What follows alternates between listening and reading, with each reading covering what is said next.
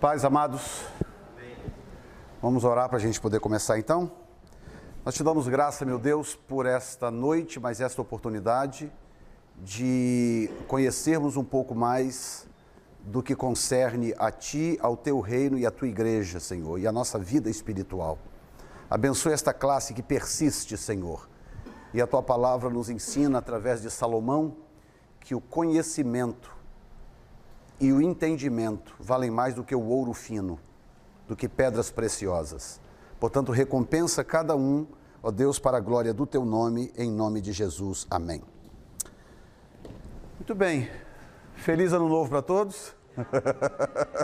Que eu estou vendo vocês agora, né? Viramos já 2019. Eu sei que vocês tiveram aí uma virada de ano aí, janeiro, com bastante atividades. O nosso é fevereiro, né? O mês inteiro praticamente de jejum e oração na igreja. O de vocês foi o de janeiro, né? Isso é muito bom. Hoje eu estou acompanhado da minha esposa, é minha secretária para assuntos aleatórios, a Zandra, e nós vamos então entrar diretamente no nosso assunto. O nosso horário não espera. 8h10, então nós vamos para a primeira página aí, que na verdade é a página 2 da nossa apostila, para nós introduzirmos o assunto em si. Aqui você vai ver aqui introdução, a palavra escrita, mais à frente você vai ver, na página já 4, você vai ver visão geral do Antigo Testamento. Essa introdução aqui, ela dá, na verdade, uma visão panorâmica do que é o panorama do Velho Testamento. Então, o que nós vamos estudar, na verdade, aqui durante hoje e amanhã? Sabe quando você levanta um drone assim acima de uma cidade e você tem aquela visão da cidade, né? Não dá para você ver nada especificamente, não dá para você ver a padaria do seu José, né? Não dá para você ver lá a farmácia do seu Antônio, mas você consegue ver toda a cidade para você ter mais ou menos uma ideia. O norte é para lá, o sul é para cá, o leste é para cá, o oeste é para lá. Ali que fica aquela rua tal, onde que fica a pracinha do... Ou seja, você tem uma visão generalizada da cidade, que quando você estiver dentro do seu carro, dirigindo pela cidade, você tem você está melhor situado, né, de qual é o formato daquela cidade e em que direção você deve ir, não é? Então nós temos duas matérias no médio e no bacharel, chamado Panorama do Velho Testamento e Panorama do Novo Testamento. Então a ideia é essa, é pegar um drone e olhar de cima o Velho Testamento, tanto a história como cultura, como língua e a escrita, né, que gerou o Velho Testamento, para nós termos então uma noção geral de como tudo isso aconteceu. Não dá para olhar nada especificamente, não vai dar para poder olhar dentro da padaria do seu José, né? Mas você vai ter uma noção geral de onde fica a padaria e vai ter uma noção geral de onde fica a pracinha da cidade. Então, essa introdução, ela dá, na verdade, essa noção do que é a visão panorâmica. Por exemplo, para pregadores, nós, os pregadores,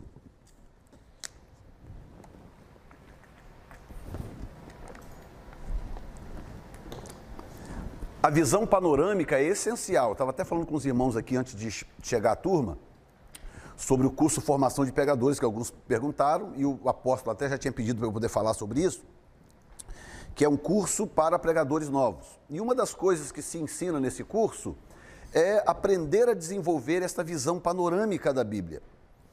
Você vê, às vezes, alguns pregadores, por exemplo, pregando a palavra, e às vezes a argumentação é um pouco limitada, porque, na verdade, a falta de conhecimento abrangente do todo, às vezes, impossibilita o indivíduo de fazer aplicações mais contundentes ou mais abrangentes.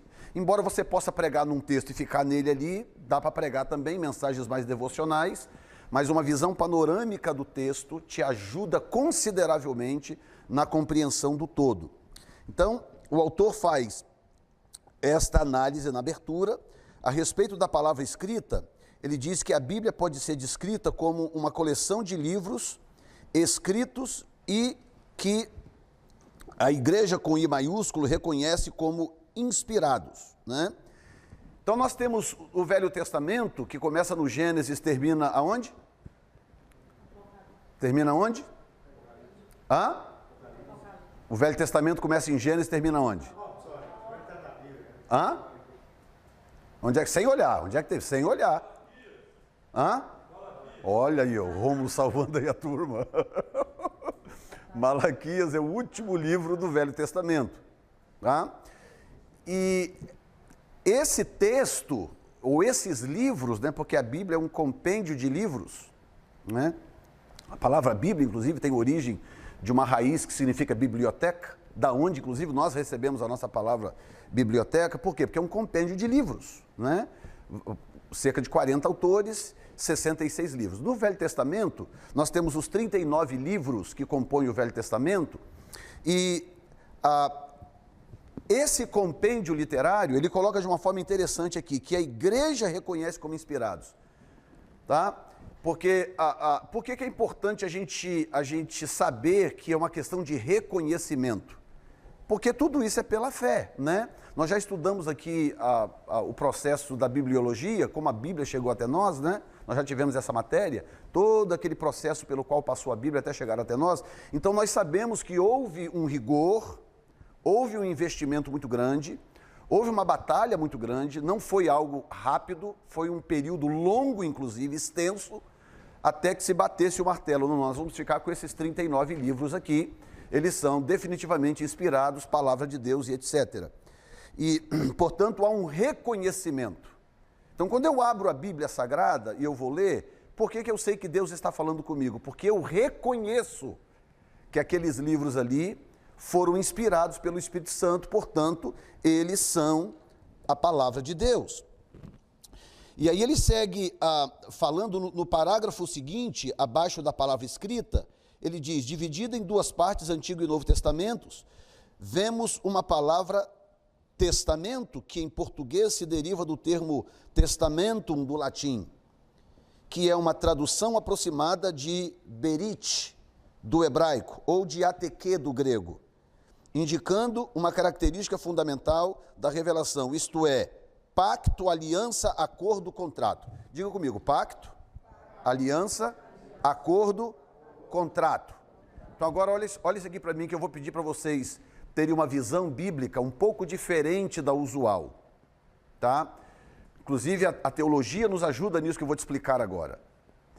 A palavra testamento, ou a palavra aliança, ou a palavra acordo ou contrato, remete para uma linguagem legal. Se você chegar num cartório, no escritório de um advogado e falar a palavra aliança, acordo e contrato, ele vai perfeitamente entender que você está falando de lei, que você está falando de uma linguagem legal. Inclusive a palavra testamento. Você chegar no escritório do advogado e falar assim: eu queria falar com você sobre testamento. Ele não vai nem perguntar, mas como assim? Do que você quer falar? Não, ele vai mandar você sentar, porque ele sabe que você precisa de um conselho legal.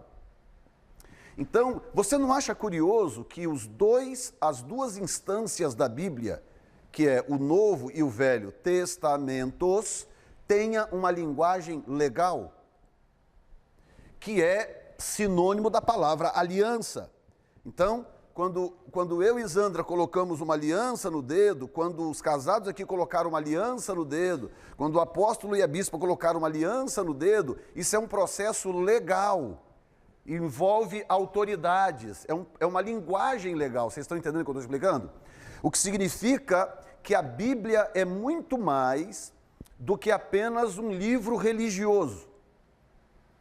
A Bíblia não é apenas um livro religioso, como nós encaramos normalmente como membros de igreja.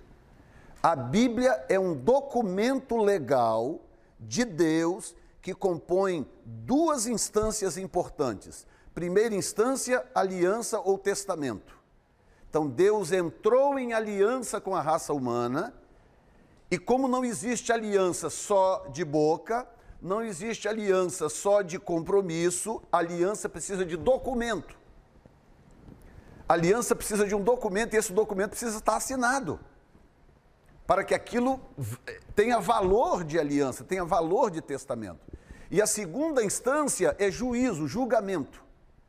Então pode observar que as duas instâncias são linguagem legal. Então a Bíblia fala de advogado, a Bíblia fala de acusador, a Bíblia fala de juiz, a Bíblia fala de juízo, a Bíblia fala de absolvição e a Bíblia fala de condenação. Não é tudo isso uma linguagem legal? Ou seja, eu acabei de falar de coisas aqui que se você entrar dentro de uma corte, você vai ouvir isso o dia inteiro. Cadê o advogado de defesa? Está aqui? Estou aqui, merentíssimo. Cadê o acusador? Como é que chama no Brasil? O promotor de justiça está aqui. Estou aqui, merentíssimo. Ok, tem testemunhas. Tem testemunhas aqui de acusação, tem testemunhas. É toda uma linguagem legal. O que significa que Deus não está brincando de religião. Ah, vamos brincar um pouco aqui de religião. Então eu vou dar um livro para vocês lerem, um livro muito espiritual para vocês poderem ler e se alimentar. A Bíblia é um livro espiritual? Claro que é, não estou dizendo que não é. Mas como acadêmico, você está entrando no mundo acadêmico agora, né? O curso médio é a portinha de entrada para o mundo acadêmico. No mundo acadêmico, você tem que aprender a encarar a Bíblia com o olhar acadêmico. E com o olhar acadêmico, a Bíblia se mostra como um livro legal. Ao entender isto, você passa a entender todas essas instâncias que eu acabei de descrever, instâncias estas que se propõem ou que são propostas no Velho Testamento. Então, sem uma visão panorâmica do livro, que eu estou dando para você aqui agora, essa introdução, sem essa visão panorâmica do livro, você não consegue ter essa compreensão que eu estou te dando. Porque você estará sempre focado na rua que você está dirigindo. Qual rua que você está dirigindo? Eu estou dirigindo na Rua da Salvação. Então você está focado na Rua da Salvação.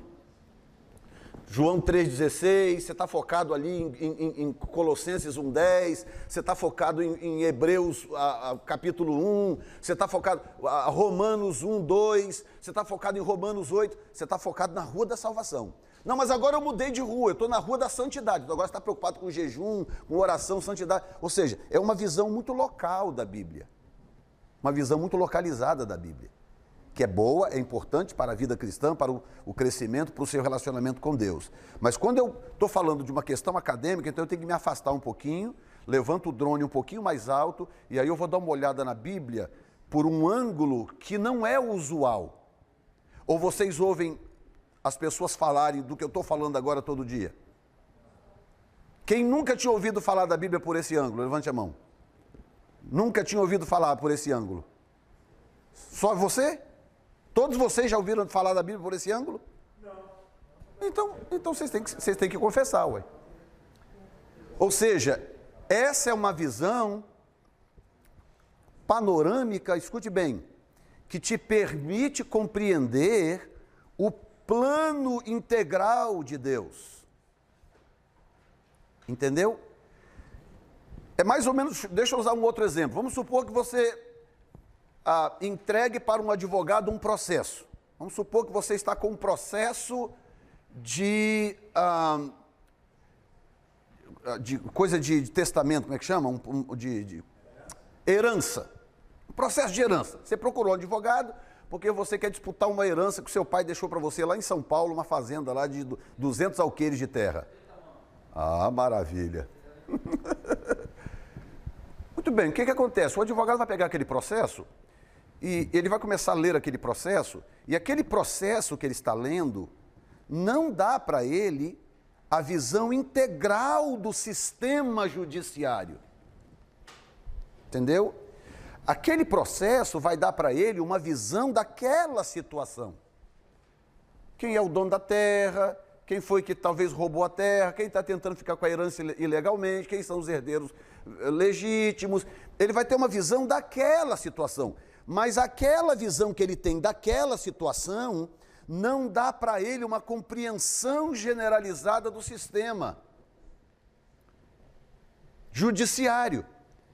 Então, para ele poder advogar aquela causa, para ele poder entrar na corte, disputar aquela causa para você, ele tem que ter feito um curso antes de 4, 5 anos, que deu para ele uma visão generalizada do sistema e das leis, para ele poder saber, bom, em que rua, em que via que eu estou transitando agora, dentro desta cidade tipológica do sistema judiciário, entendeu?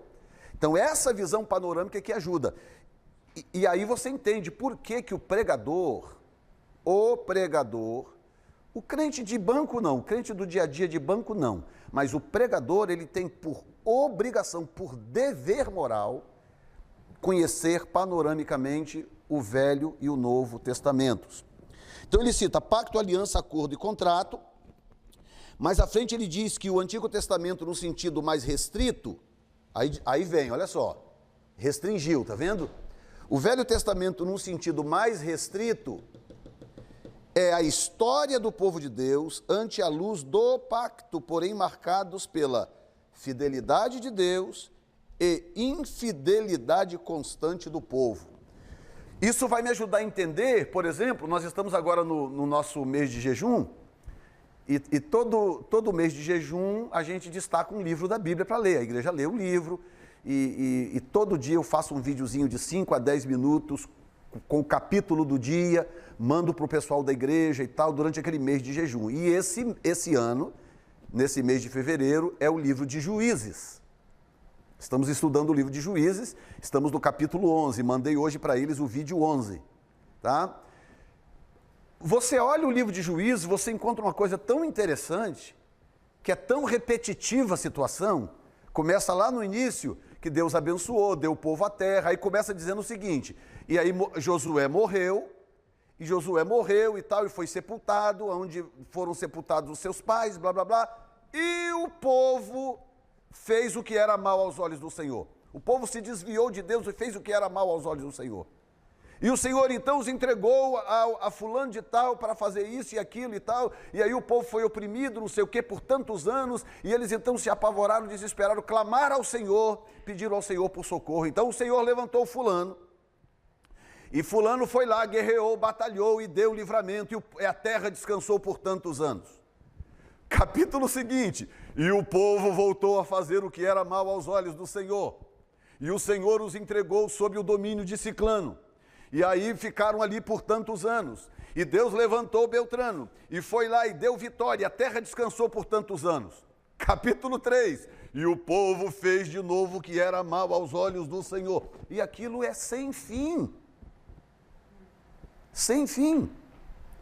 Quando chega no capítulo 10, acontece uma coisa tão curiosa, que Deus levanta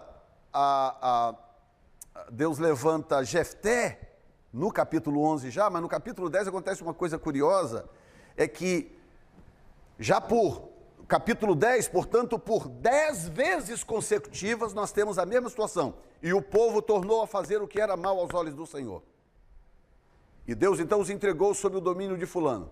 Mesma história, 10 vezes. Quando chega no capítulo 10, o texto diz assim, que o povo se arrependeu, veio e buscou a Deus, Senhor, tem misericórdia de nós, Senhor, não estamos aguentando mais. Senhor, a 10ª vez, Senhor, tem misericórdia de nós.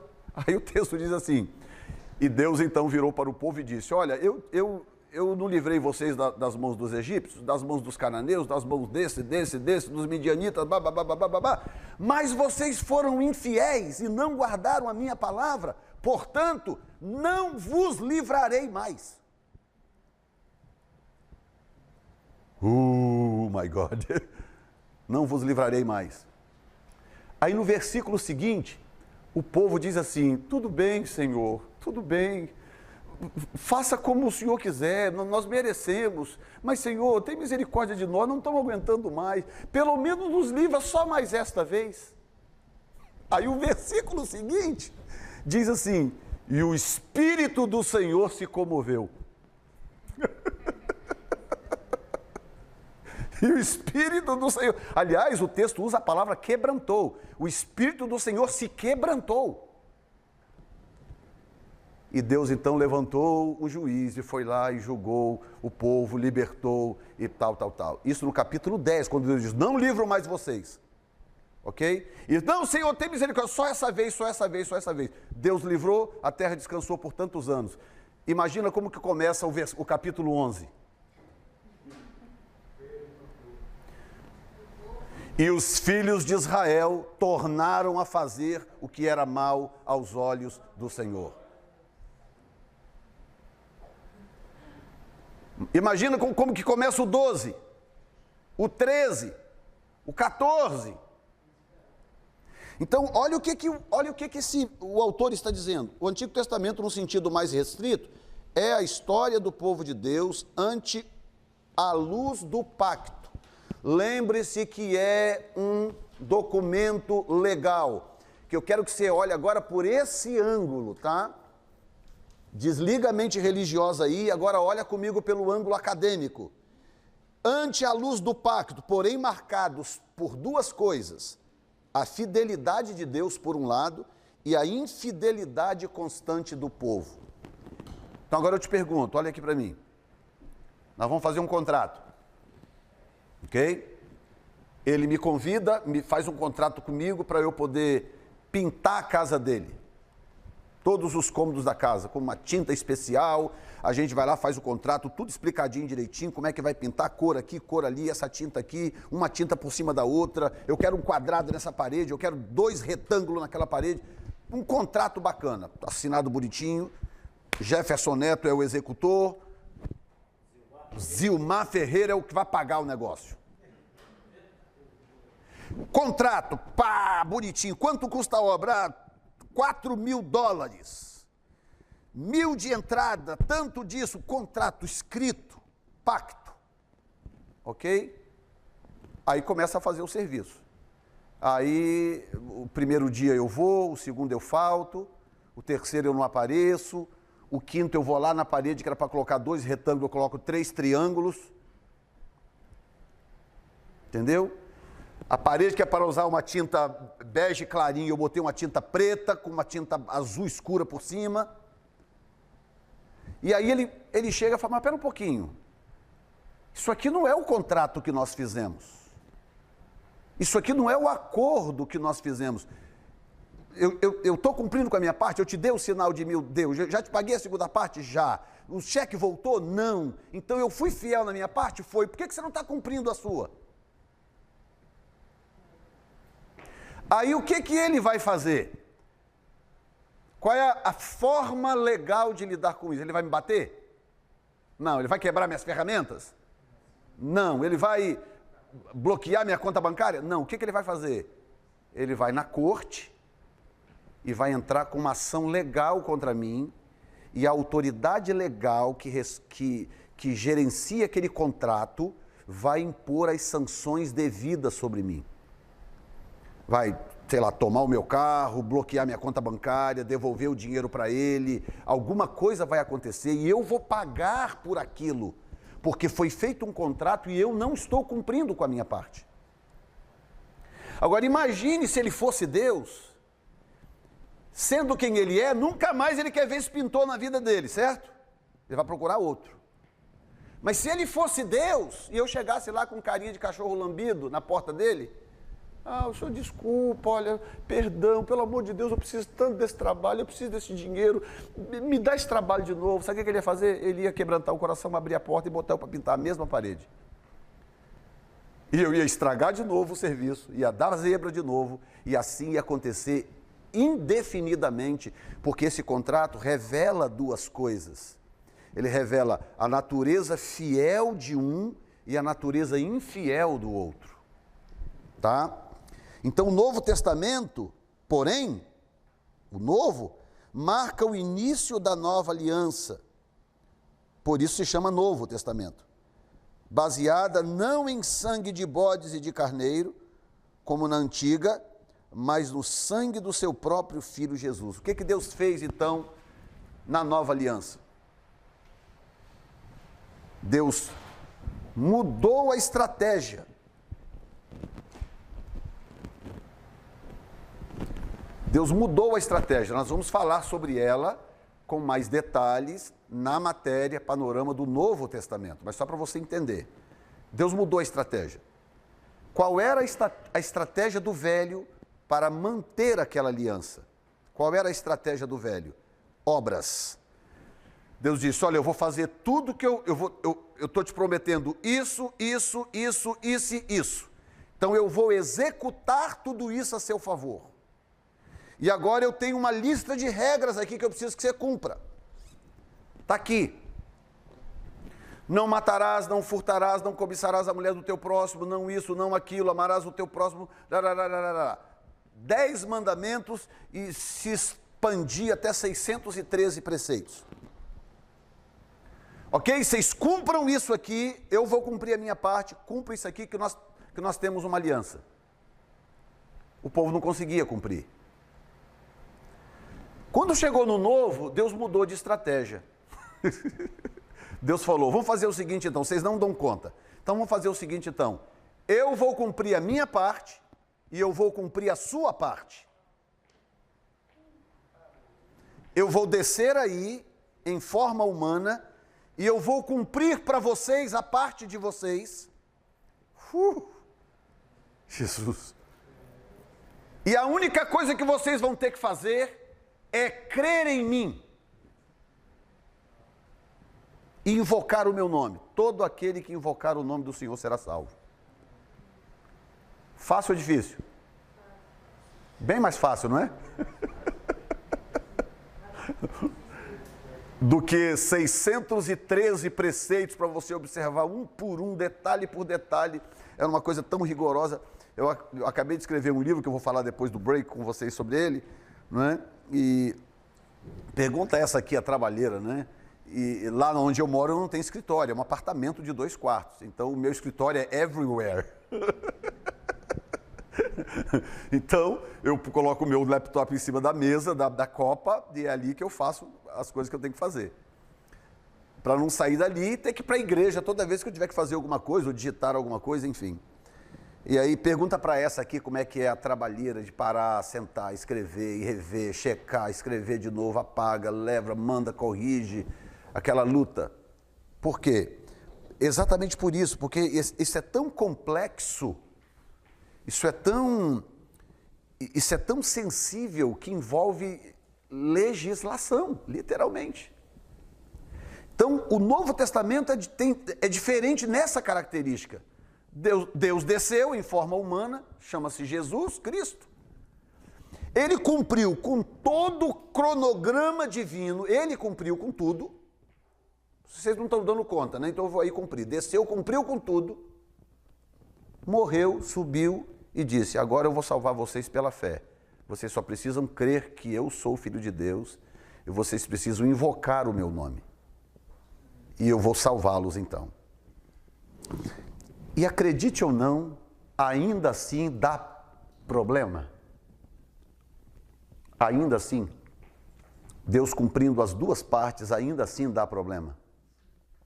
Só que a diferença de agora é que a expectativa de Deus não está naquilo que eu faço, mas a expectativa de Deus está naquilo que Cristo fez. Então, Cristo fez, satisfez a natureza divina, santa de Deus. Então agora a sua misericórdia se estende, a sua misericórdia me alcança e Ele então me aceita em Cristo Jesus e Ele sabe que eu estou passando por um processo de transformação e esse processo de transformação só acabará no arrebatamento da igreja ou no momento da minha partida para o Senhor. Já está pronto aí? Ok. Olha bem, vou me acompanhando aí que eu estou no parágrafo, página 3, 1, 2, 3, 4, quarto parágrafo, onde diz o Antigo Testamento é o que torna. O Antigo Testamento é o que torna o Novo compreensível e aceitável, e de outro lado, o novo só pode ser entendido à luz que lhe provém da revelação do primeiro. Jesus disse àqueles que não criam ser ele o Messias, João 5,46. se acreditasseis em Moisés, acreditaríeis também em mim, porque ele escreveu a meu respeito. Agora olha isso, Cristo abriu a mente dos apóstolos para o entendimento das Escrituras, Lucas 24, 25. E Paulo argumenta sobre o véu que cobre as mentes dos judeus quando leem o Antigo Testamento. Véu este que só é retirado em Cristo. Então, escute isto. O Novo Testamento, que é a revelação, a consumação da revelação, ele só pode ser entendido de forma plena à luz do Velho. Eu preciso do Velho para poder compreender o Novo Testamento na sua integridade. Tá? Então, bom exemplo, Paulo foi no Areópago pregar. Chegou lá um povo que não conhecia Deus, não conhecia os judeus, o judaísmo, não sabiam de nada em relação a quem era Moisés, Abraão, Isaac, Jacó, nada, um povo completamente diferente, que adorava um panteão de deuses. E Paulo foi lá para pregar, teve uma chance de pregar nesse lugar. O que Paulo fez? Eu fico pensando se fosse eu, apóstolo, um de nós dois, ou um pregador de hoje, chegar num lugar assim, onde ninguém sabe o que é Velho Testamento, ninguém sabe quem foi Abraão, ninguém nunca ouviu falar num cara chamado Moisés, José, Davi, nunca.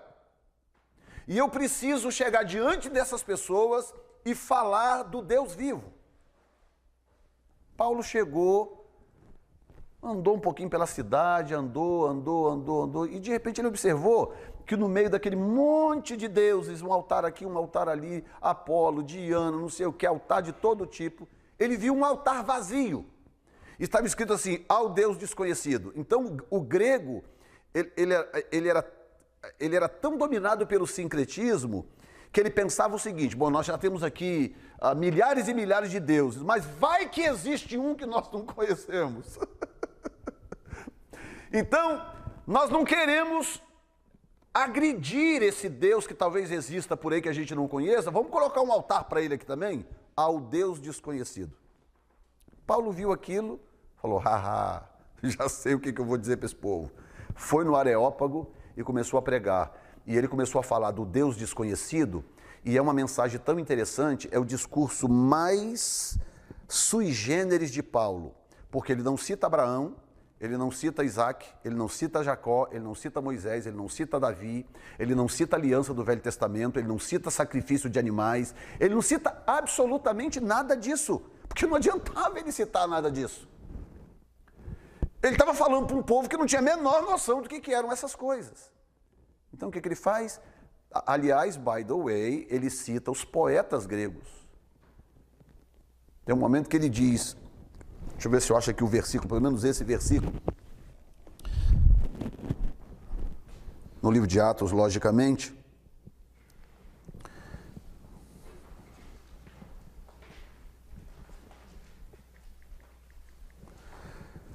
Capítulo 17, deixa eu ver aqui onde é que está, capítulo 17,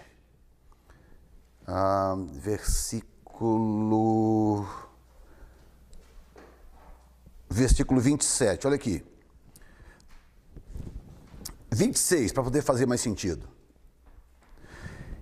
E de um só fez toda a geração dos homens para habitar sobre toda a face da terra, determinando os tempos já dantes ordenados e os limites da sua habitação, para que buscassem ao Senhor, se porventura tateando pudessem achar, ainda que não está longe de cada um de nós. Está falando uma linguagem que eles entendiam.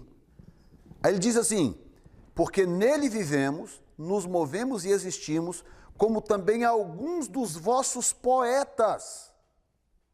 É o único lugar em todo o Novo Testamento que um escritor deixa de citar os profetas para citar os poetas. Ele diz, como também alguns dos vossos poetas disseram, pois somos também sua geração. Então ele está falando de quê? Ele está falando de Platão, de Sócrates, de Aristóteles, está citando os poetas gregos. Porque se ele falasse, como também disse Abraão, como disse Moisés em tal lugar, assim, assim, pô, quem? Entendeu? Então isso me mostra duas coisas. Número um, a dificuldade que Paulo teve de passar uma mensagem que fosse compreensível para aquele povo. Tipo, entendi do que ele está falando. Algo que fosse compreensível. Por que era tão difícil para Paulo passar uma mensagem compreensível para aquele povo? Alguém me responda. Por quê?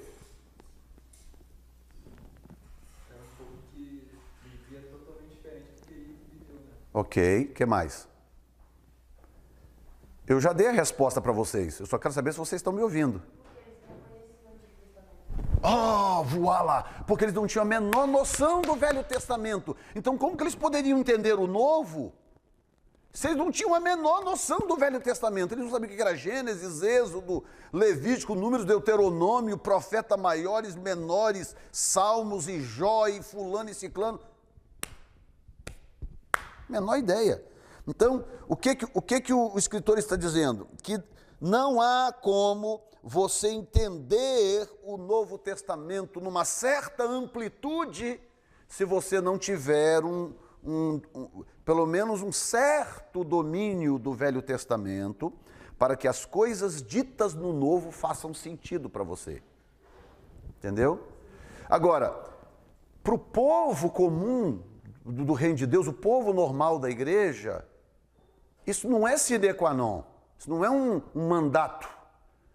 A pessoa ouve João 3,16, Deus amou o mundo de tal maneira que deu o seu Filho unigênito e se converte. E fica apaixonado por Jesus, e ora, busca Deus, jejua. Ótimo, está maravilhoso. Glória a Deus.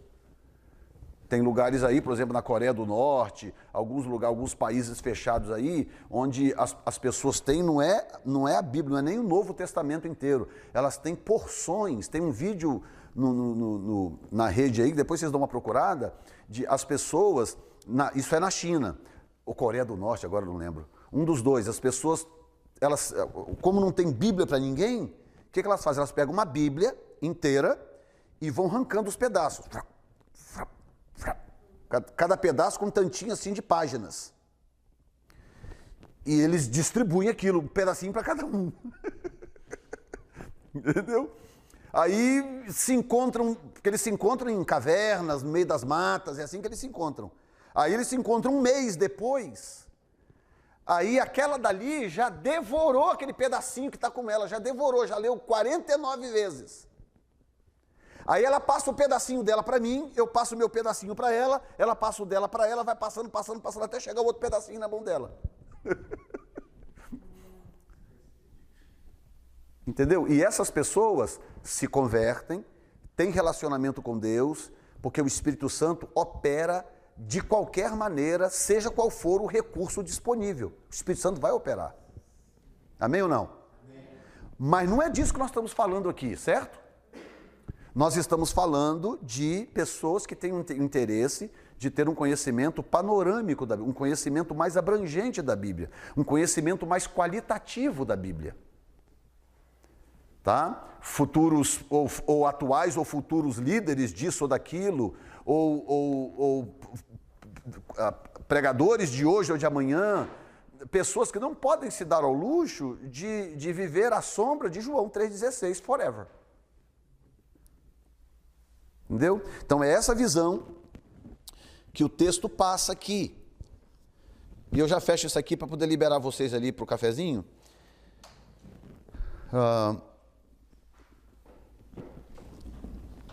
Olha isso aqui, terminando aqui no parágrafo seguinte. Existe, portanto, em itálico aí, existe, portanto, no Antigo Testamento um conteúdo que somente a fé cristã está em condições para compreender e julgar. Olha isso, gente. Você que está aqui sentado nessas cadeiras, você tem mais condições de entender o Novo Testamento e o Velho do que um judeu que fala hebraico, lê hebraico fluentemente, etc. Eu tive um professor de hebraico e de Velho Testamento, que é um rabino judeu. Ele me dava aula particular, ia lá para casa, lembra disso, lá em Revere? Ele ia lá para casa, uma vez por semana, e a gente ficava 2 horas sentado, e ele é judeu, ele era judeu ortodoxo, se converteu, hoje é judeu messiânico. mas se veste igual aqueles judeus mesmo ortodoxos. E, logicamente, fala e lê hebraico fluentemente. A Bíblia que ele levava para me ensinar era uma Bíblia em hebraico, não é? E ele sempre me dizia o seguinte, aí ele me mostrava algumas coisas, me ensinava algumas coisas a partir do hebraico. E aí, uma vez eu perguntei para ele, escuta, por que os judeus, que têm a mesma Bíblia que você tem, o mesmo texto que você tem, por que eles não conseguem compreender isso? Qual é o problema de entender que Jesus é o Messias? Aí ele me deu uma resposta, que é a resposta de Paulo. Ele falou assim, muito simples, Paulo já respondeu isso.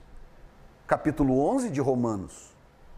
Deus trouxe uma cegueira temporária para Israel, até que se completasse o número dos gentios. Então, eles olham para o texto, eles têm a língua, dominam o idioma, conseguem extrair lá tudo da raiz do texto, aqui, acolá, e é maravilhoso, tá? Cá para nós. Principalmente se for um judeu messiânico, você ter aula de hebraico com um judeu messiânico é uma coisa que eu não consigo nem descrever para você o quão extraordinário é. Mas o judeu, de um modo geral, que tem acesso ao mesmo texto, consegue ler a mesma língua, ele não consegue enxergar a mesma coisa, apóstolo. Mesma coisa. Eu, sem necessariamente dominar a língua, você sem dominar a língua, você consegue ler a tradução, porque nós sabemos que tradução é sempre tradução, você consegue ler a tradução do texto na sua língua, e porque você faz parte da igreja, e você tem o Novo Testamento, e acredita no Novo Testamento, a compreensão que você tem é completamente diferente da coisa toda. Entendeu? Então,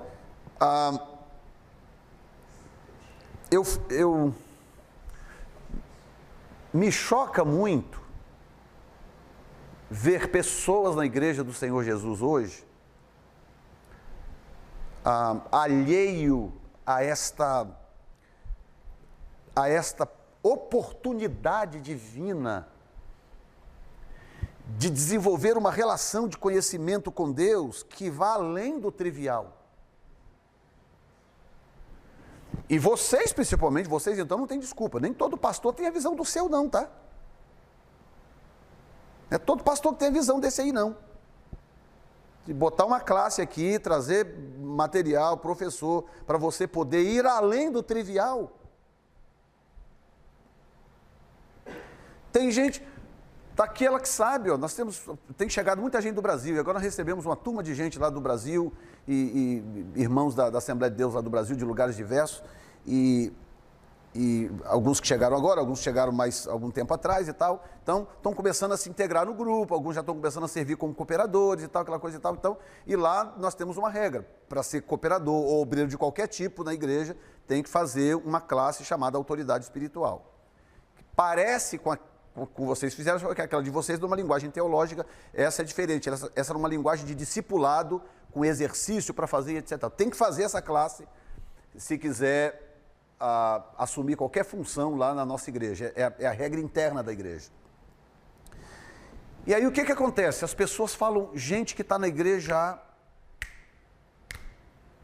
gente que foi líder disso, gente que participou de coral, gente que fez trabalho de jovem, gente...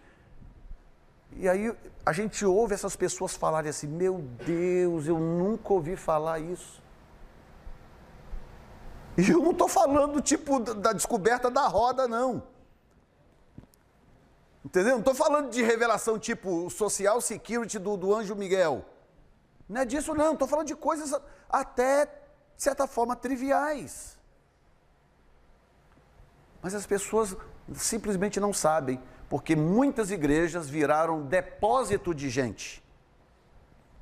As pessoas vão vindo, vão depositando as pessoas ali dentro, E ninguém cresce, ninguém desenvolve, nada acontece, ninguém se incomoda, está tudo normal, a vida segue. É assim ou não é? Você que tem mais acesso ao Brasil ainda. Aí você diz coisas assim, pelo menos para a nossa realidade, tão corriqueira. E eu falei, meu Deus, que coisa, eu nunca tinha ouvido isso na minha vida. você vê que há realmente uma carência muito grande e muita gente que se acomoda naquilo ali, fica ali forever. Não, escute bem o que eu vou te falar agora para a gente poder, eu liberar vocês para ali. Escute o que eu vou dizer para vocês. Deus deu para cada um de nós aqui nesta sala o privilégio de ter os dois testamentos alinhados com a revelação plena de Deus, plena no relativo, lógico, plena dentro da realidade relativa do homem. Os judeus, que são muito mais rigorosos na fé, só tem metade da revelação. Só tem metade. E Deus nos deu a coisa toda. A gente pega, está lá o velho, o novo, pode ler tudo, todos os livros, está tudo ali revelado. Para crescer, como disse Paulo aos Colossenses de novo, né? Capítulo 2, versículo 10 em diante. Para crescermos em sabedoria e ciência, que é conhecimento. E Cristo é esse conteúdo, sabedoria e conhecimento. Então nós não temos desculpa, amém? Alguma pergunta antes de eu liberar vocês ali? Comentário, crítica, alguém quer cantar um hino? As perguntas sempre vêm mais no final, depois eu... Hã? Colossenses. Então pausa para o nosso cafezinho ali e já voltamos em seguida.